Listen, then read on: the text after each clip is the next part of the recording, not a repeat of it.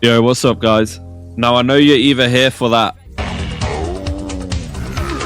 or maybe you just want to know how to play loba to our full potential. As you saw me do here, this was just a simple zipline bracelet onto high ground. So first off, let's talk about the most important, different types of bracelet plays, and understanding how to use your bracelet.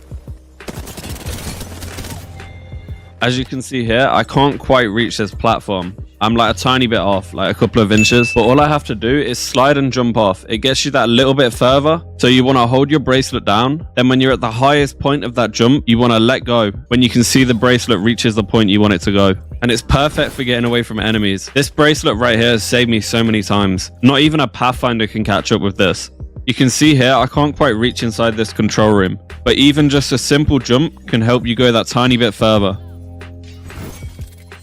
Also, if you're just trying to throw a bracelet in a straight line to get as far as possible, you never want to throw your bracelet this high. It just takes too much time for the bracelet to drop. Instead, you want to throw it a bit more like this. This is so much quicker, and it means there's less time you're probably going to get shot. This loba right here is exactly what you don't want to be doing.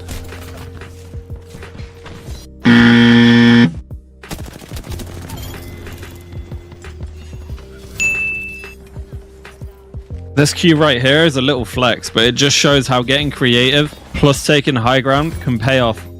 You always want to be taking high ground, trying to play different angles as loba, because you always have your bracelet to get back to your teammates if you need to heal or just get stuck in a bad situation.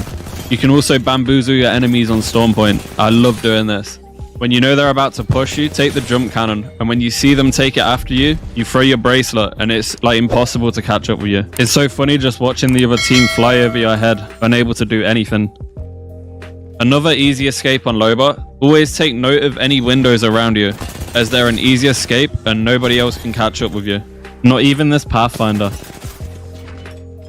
Like I said earlier, taking high ground is probably the most important thing in this game. You're not often going to find yourself fighting in an open field with no cover or high ground to play. So always be looking for these positions where you can take high ground and get the biggest advantage on your opponent. This is going to win you way more fights and make you a better player. The amount of times I see a full team sat in one corner and they keep peeking the exact same angles. That's the worst thing you can do in a fight, as the other team is just pre-aiming that. As soon as you peek, they're shooting their gun. You're not going to win that fight ever. Another thing, if you get stuck in a bad position, you're really low health, and you just need to get to a different bit of cover, maybe you have an arc star on you or something, don't be afraid to chuck your bracelet even a meter in front of you to get to the other piece of cover, and then you can heal up there, or just keep moving. Another thing I don't see enough loba players doing. If you're in a position you're holding it, always drop your ultimate down, as there's probably armor swaps nearby. They're trying to push now. Like I did here, I already knew there was an armor swap in my ult, so I wasn't afraid to get cracked, and it made them push into a stupid play. You can use loba's ultimate for more than just grabbing armor swaps. You can use it for blocking doors. Even after they've destroyed that door, they're going to have to destroy your ult too to get through it, if it's a single door. That gives you plenty of time to heal. If you're the type of player to run through ammo like your Usain Bolt, then don't worry about it, because with a black market, you have an infinite amount of ammo. You can grab as much as you want, and you can also grab 2 other items. So you can grab 2 attachments, or you can grab 2 bats at a time and 2 medkits. And if you have a golden backpack, you can grab 3 bats or 3 medkits at once. Say you've already taken 2 items out of the black market, but there's a sight or a mag or something you need. You can ping it and then hold down the ping button, and then it will point an arrow towards the item. This is a lot easier when it's a purple or gold item, as when you get closer you can see it through the wall.